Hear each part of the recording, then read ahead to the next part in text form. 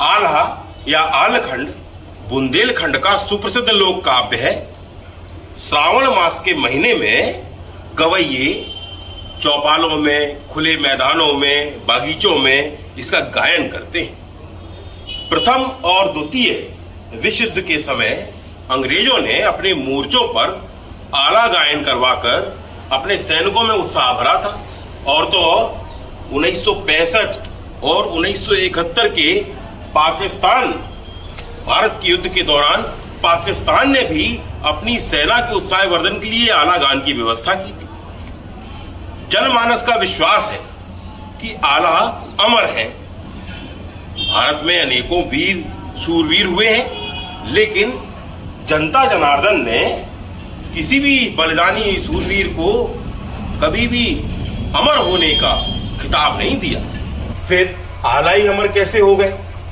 इसका समाधान आलखंड की विषय वस्तु में खुद ही निहित है। वर्णाश्रम की व्यवस्था से सदियों से शोषित, उत्पीड़ित, शस्त्र और शास्त्र के अधिकारों से वंचित मानवता की गरिमा को पुनः स्थापित किया आला ने।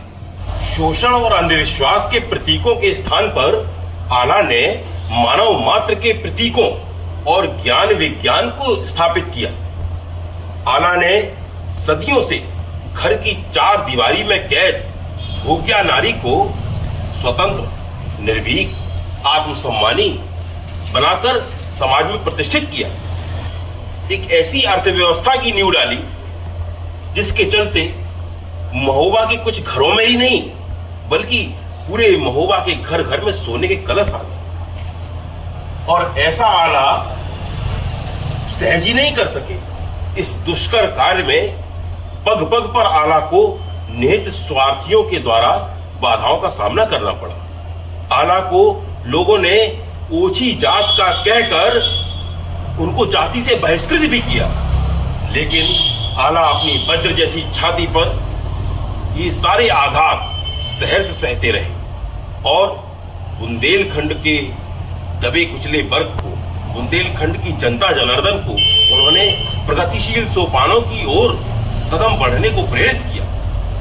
तो आइए इस आलखंड में इसके मंचन द्वारा हम ये सारी विषय वस्तु को देखते हैं, समझते हैं। इस आलखंड को लिखा है बुंदेलखंड के प्रसिद्ध चिंतक डॉक्टर जयदयाल सक्सेना जी ने।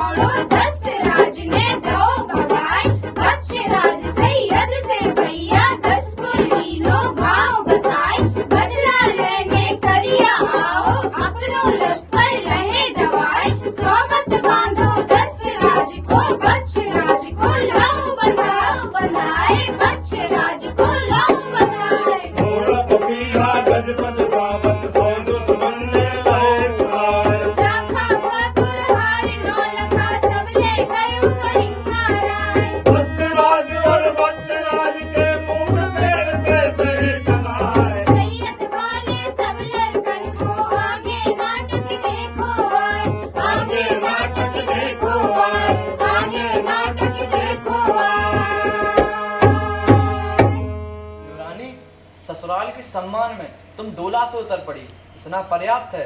डोला पर बैठ लो, राजमहल अभी बहुत दूर है। पैदल महल तक नहीं जा सकती तो कल पति लोक में कैसे जाऊंगी? तब ना डोला होगा ना पालकी, पैदल ही जाना होगा। दिल्ली से महुआ तक तुमने अतुलनीय धैर्य और साहस का परिचय दिया है। इस वीर भूमि को स्पर्श करते ही क्या हो गया तुम्हें? मैं पहली बार ससुराल आई हूँ और लोग मुंह मोड़ कर जा रहे हैं। ऐसा लगता है जैसे चुड़ैल मरघट में घुस रही हूँ। ऐसा मत सोचो। दिल्ली पति की पुत्री चंदेल राज की पुत्र वधू की तरह दुर्दिनों का साहस से सामना करो। दादा, तुमने अपनी वज्र जैसी छाती पर समय के भीषण आघात झेले हैं, पर मैं तो निर्बल और असहाय नारी हूँ। रण क्षेत्र में ताहर जैसे अद्वितीय सेनानी को ललकारने वाली बेला आज निर्बल और असहाय है।